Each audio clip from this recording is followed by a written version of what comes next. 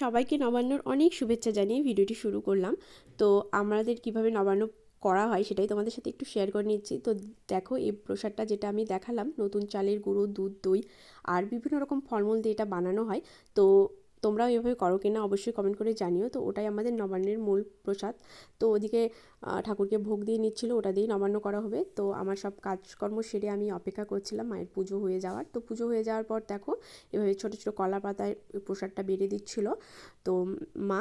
আর এটা কিন্তু বিভিন্ন ঘরে তুলসী থানে, তারপর আরও যারা আমাদের পূর্বপুরুষ আছে যারা এখন আর নেই তাদের নামে, তো অনেক জায়গায় দেওয়া হয়, গরুকে দেওয়া হয়।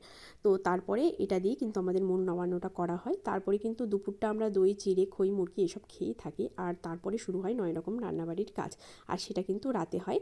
আর তারপর শিয়াল পণ্ডিতকে দিয়ে আমাদের খাওয়া দাওয়া শুরু হয়। তো দেখো, এদিকে পালং শাকের ঘন্ট আর টমেটোর টক, আর এদিকে কচুর ঘন্ট, আর এদিকে তারপর বেগুন ভাজা, আর এটা মনে হয় সর্ষে শাক ছিল।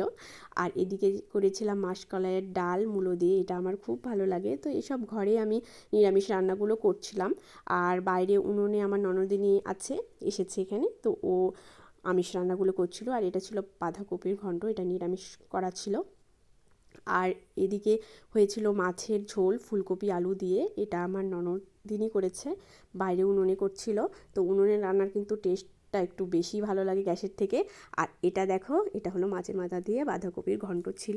তো এই ছিল আমাদের রান্নাবাড়ি। আর এই ডালটা বাটা হয়ে গেছে, কিন্তু বড়াটা খাওয়ার সময় গরম গরম করা হবে, কুমড়ো দিয়ে হবে এটার বড়া। আর এদিকে শাশুড়িমা করে নিয়েছিল পায়েস, দুধ কম ছিল ওই জন্য পায়েসটা অল্প করেই করা হয়েছে। তো আমাদের বাস্তুদেবতাকে কিন্তু এই পায়েসটাই ভোগ দিতে হয় নিরামিষ করে, সেই জন্য ঠাকুর ঘরের বারান্দায় শাশুড়িমা করে নিয়েছিল। আর এইদিকে অবশেষে আমি করছি ভাত, এটা করলে আমাদের রান্না কমপ্লিট। তারপরে একটু শিয়াল পণ্ডিতকে সব রকম খাবার বেড়ে দিয়ে তারপরে আমাদের খাওয়া দাওয়া শুরু হবে। তো থ্যাঙ্কস ফর ওয়াচিং।